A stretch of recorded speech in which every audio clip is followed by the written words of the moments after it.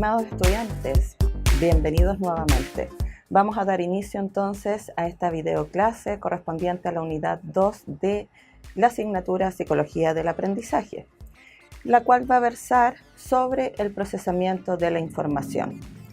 Dentro de esto debemos partir señalando que esta corriente teórica nace en contraposición a lo que establece la teoría conductista del aprendizaje, la cual, debemos recordar, presenta a un individuo pasivo, el cual es determinado por las circunstancias que el ambiente genera. Dentro de esta línea, entonces, encontramos que la teoría del procesamiento de la información nace de la mano de la teoría o modelo computacional, la cual presenta ciertas contraposiciones a lo que establecen los modelos conductistas y que entregan un símil de cómo el ser humano funciona en su ambiente con los modelos computacionales. Entonces, lo que ellos nos plantean es que tendríamos un input, es decir, un ingreso de información que, si lo llevamos al modelo computacional, veríamos, por ejemplo, que corresponde al cuando nosotros ingresamos datos por medio del teclado, por ejemplo.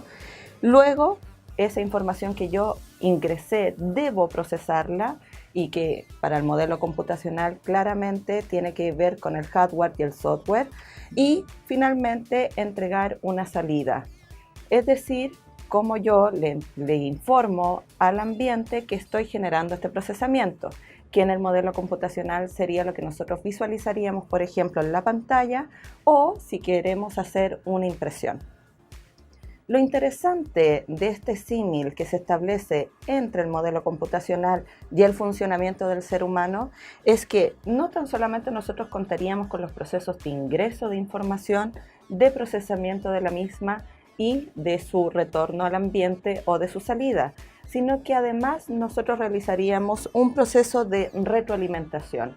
Lo que quiere decir que esta información que le hemos entregado al ambiente se vuelve a ingresar para poder realizar los ajustes de ser necesario o si no poder establecer patrones de comportamiento.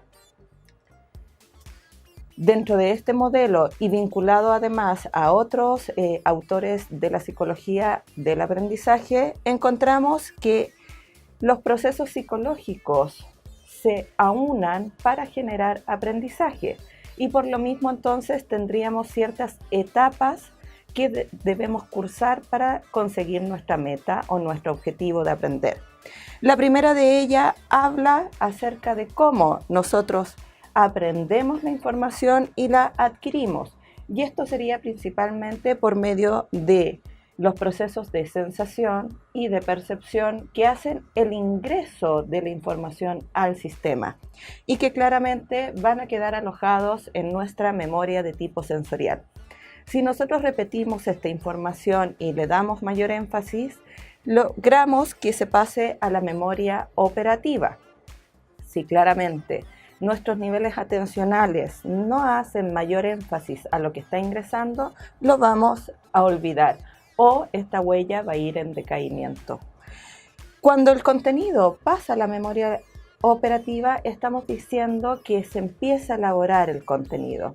Y dentro de eso, entonces, nosotros tenemos diferentes formas de generar esta elaboración. Una de ellas es el repaso, pero además podemos vincular con contenidos que ya tenemos en nuestra memoria de largo plazo.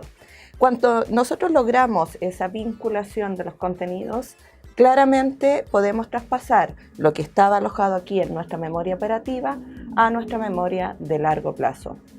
Y todo lo que tenemos almacenado en la memoria de largo plazo, para poderlo usar y ponerlo a disposición de nuestro funcionamiento y de nuestra adaptación al ambiente, debe ser traspasado hacia la memoria operativa. Es aquí entonces donde se elaboran los contenidos.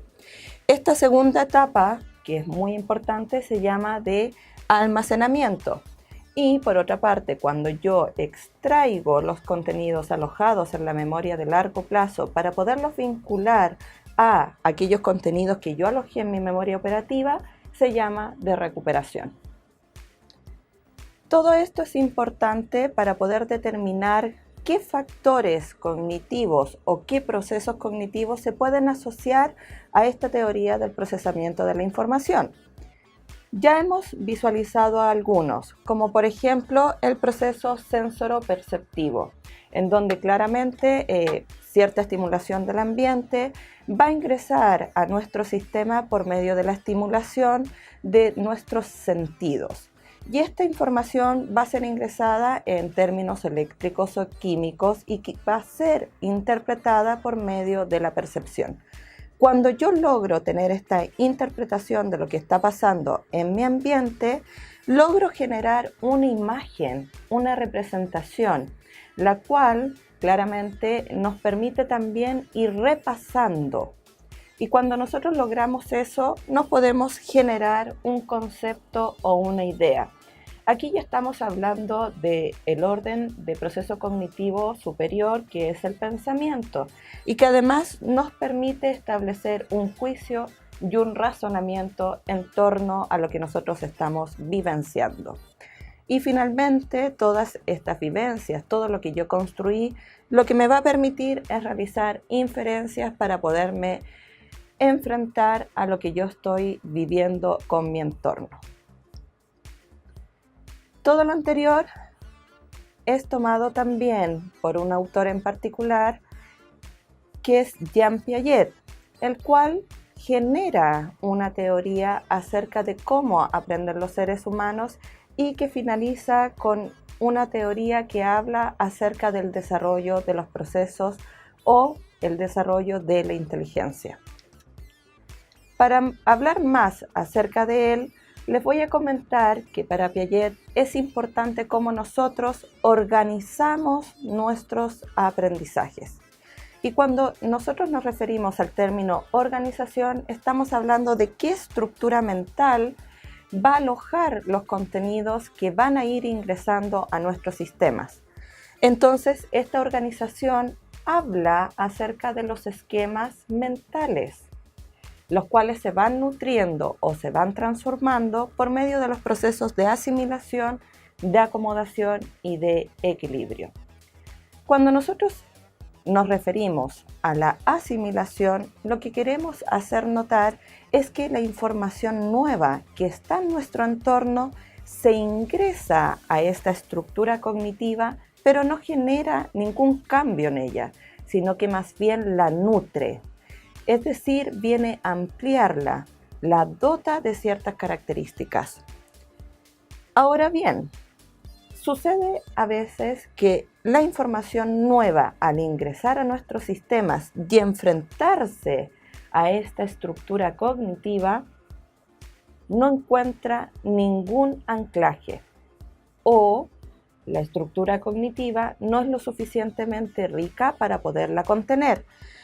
En ese momento entonces, Piaget habla de que se realiza el proceso de acomodación, en donde ingresó una información nueva, esta se asimiló en nuestra estructura cognitiva, pero además genera un cambio.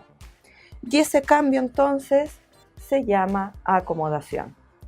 Y por medio de la presentación, de la asimilación y de la acomodación, es que nuestras estructuras logran el equilibrio.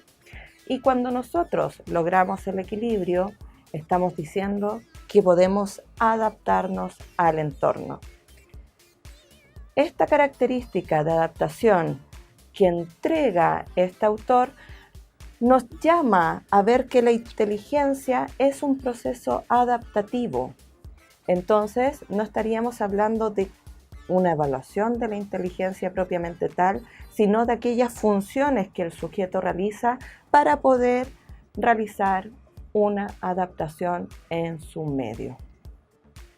Como ya les mencionaba anteriormente, este autor termina con el establecimiento de las etapas del desarrollo cognitivo. Y para poder realizar esta teoría, él observa el funcionamiento de diferentes sujetos y de cómo estos se van adaptando a su entorno. Y a través de esas observaciones, entonces, describe 4 etapas. La primera de ellas, conocida como etapa sensoromotora, va desde los 0 años, es decir, desde el nacimiento, hasta los 2 años. Y en ese momento lo que sucede es que el individuo se relaciona con su entorno por medio de la sensación y por medio de su actitud motora. Es decir, tanto sensación como el desarrollo psicomotriz son importantes en esta etapa para generar los primeros inicios de las funciones del pensamiento. La segunda etapa, conocida como etapa preoperacional, habla acerca del desarrollo que tiene el individuo entre los 2 a los 7 años. Es muy coincidente también con el inicio del lenguaje fluido en los niños. Entonces vamos a ver en esta etapa cómo tanto lo que adquirió en su etapa sensoromotora ahora es capaz de irlo vinculando con este lenguaje fluido. Vamos a encontrar que se caracteriza principalmente este lenguaje por ser un lenguaje bien egocéntrico, que también está vinculado mucho a cómo el sujeto está pensando en ese momento. Entonces podríamos encontrar ejemplos tales como un niño se va a acostar y dice, por ejemplo, me voy a acostar, por eso salió la luna, porque todavía no logra entender que tanto la luna como el sol siguen un ciclo y que dentro de ese ciclo nosotros vamos realizando ciertas acciones. La tercera etapa es la etapa de las operaciones concretas y va entre los 7 a los 11 años. En esta etapa, el pensamiento y el lenguaje se articulan para generar operaciones de orden concreta, como por ejemplo comparaciones, como por ejemplo trasvasije de líquidos en distintos contenedores en una misma cantidad. Es decir, el sujeto logra realizar operaciones del pensamiento, pero en orden concreto, en orden que él lo pueda visualizar, manipular. Luego de eso, entonces, para Piaget, a partir de los 11 años, la persona, por medio del establecimiento de los logros de las etapas anteriores, puede alcanzar la etapa de las operaciones formales.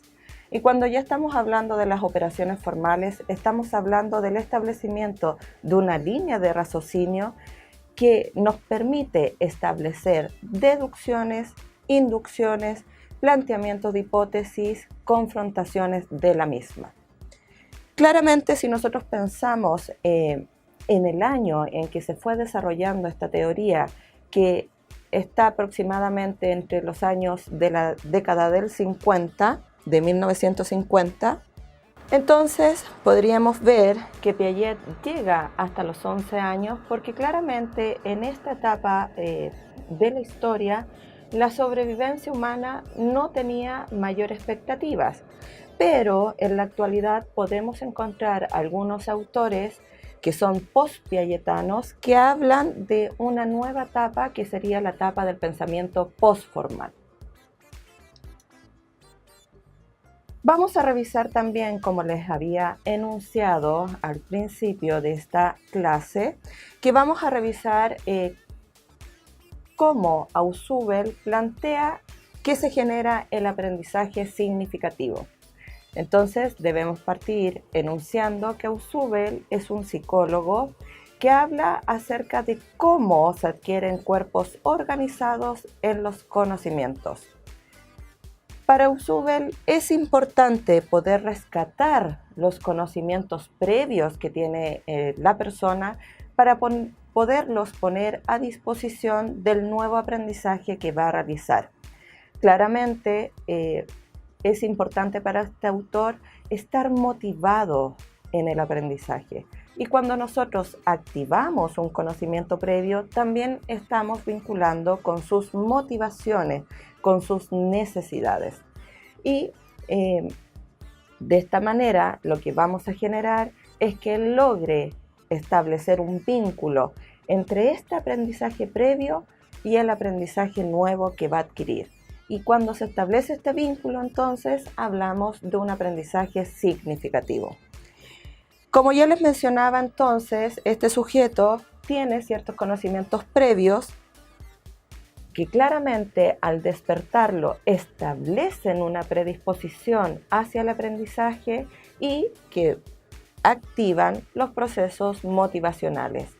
Entonces, como les estaba mencionando, tenemos a la persona, tenemos al individuo, tenemos al sujeto que trae a la base una serie de conocimientos previos, que cuando nosotros los activamos, lo que estamos generando es que esta persona tenga una predisposición hacia lo nuevo que va a aprender. Y claramente cuando nosotros establecemos esta vinculación, lo que estamos iniciando son los procesos de motivación. Le estamos energizando en su búsqueda de conocimiento nuevo y del sentido que éste tiene para con el sujeto y sus conocimientos previos. Claramente, entonces, estamos hablando de un desequilibrio cognitivo en donde la asimilación para Usubel es importante como una respuesta que va a generar un aprendizaje significativo. Claramente, cuando hablamos de esta asimilación, lo que estamos viendo es la interacción que el sujeto realiza con el medio que está interactuando. Entonces, vemos que el sujeto en su adaptación se encuentra con ciertas características del entorno que, por ejemplo, su conocimiento previo no contenía. Y de esa forma es que se genera el aprendizaje, porque se ve que ambos aún no se pueden aunar, aún no encuentran el sentido. Es de esta manera entonces que Ausubel supone que las personas aprenden por estructuras y organizaciones de sus conocimientos. Entonces, vamos a ver que cuando se integra a la persona un conocimiento subordinado, va a quedar bajo el alero de un conocimiento supraordenado, ¿sí? Entonces vamos a ver que la estructura cognoscitiva va a favorecer que todos los aprendizajes que se vayan integrando en el sujeto favorezcan un andamiaje, es decir, una construcción, una vinculación entre unos y otros. Y esa vinculación, estimados estudiantes, viene dada por esta organización jerárquica. Con esto claramente el autor quiere decir que todo aprendizaje debe ser diseñado. Es decir, nosotros debemos planificar el aprendizaje. Incluso si es que nos vamos al área más educacional, las planificaciones deben versar acerca de cómo las personas van a entender esta organización y que lo van a mostrar en su planificación para que, por ejemplo, ustedes logren generar un aprendizaje significativo. Habíamos visto en la primera etapas de esta clase que existían ciertas etapas en el aprendizaje. Esas etapas del aprendizaje fueron establecidas por Robert Garnett y para él, al igual que para los autores que ya hemos revisado, es importante la interacción de la persona con su medio, con su entorno. Y en este sentido, dice él, que cuando nosotros generamos un cambio en las capacidades de una persona, estamos influenciando directamente a la maduración o el desarrollo orgánico de la misma.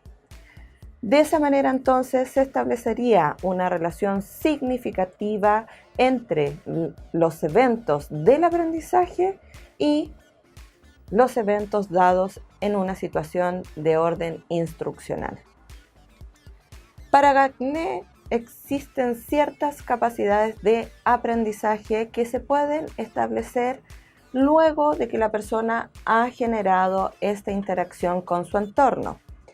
Entre ellas encontramos, por ejemplo, la habilidad intelectual, que claramente esta capacidad nos va a nutrir o nos va a caracterizar con, por ejemplo, funciones cognitivas como el pensamiento, como la inteligencia, como la fluidez verbal, que nos van a permitir vincularnos activamente con nuestro entorno. Otra de las capacidades que él menciona tiene que ver con el desarrollo de capacidades. Y esto es la metacognición.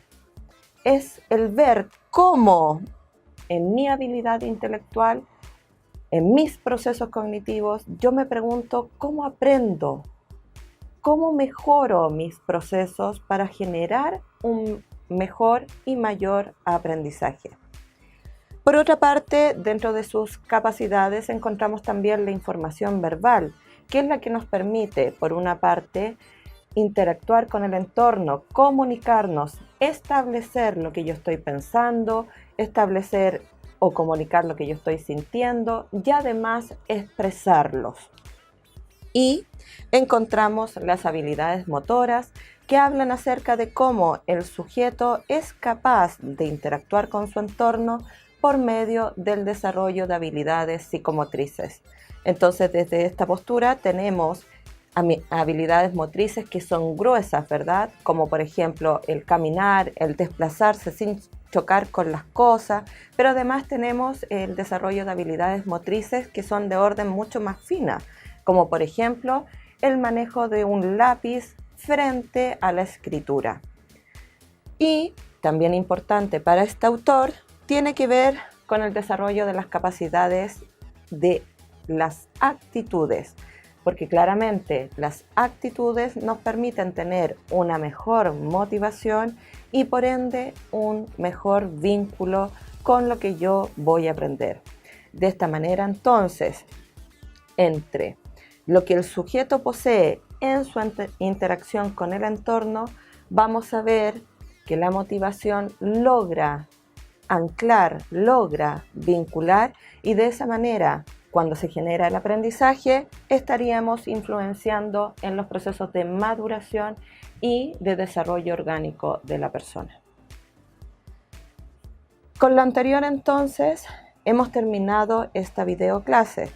Recuerden que uno de nuestros principales objetivos para esta unidad es establecer las comparaciones entre la corriente conductista, la corriente cognitiva y la corriente constructivista del aprendizaje. Por lo tanto, los invito a revisar los vínculos que están en la plataforma que hablan acerca de la corriente constructivista y de esa forma ustedes van a poder establecer lo que nos falta por revisar entre la comparación del constructivismo con el cognitivismo y el conductismo. Así que quedan invitados, yo los dejo hasta ahora y me despido. Saludos cordiales.